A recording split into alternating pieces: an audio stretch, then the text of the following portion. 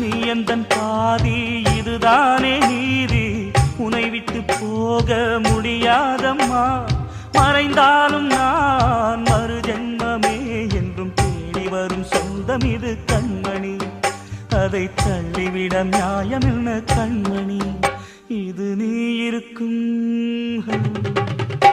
இது நீ இருக்கும் நெஞ்சமடி கண்மணி. இன்று யாரடிச்சு விண்முதடி கண்மணி. ஒரு வீடு கட்டி வச்சிருந்தேன் கண்மணி, அது வெட்ட வெளியாச்சுதடி கண்மணி.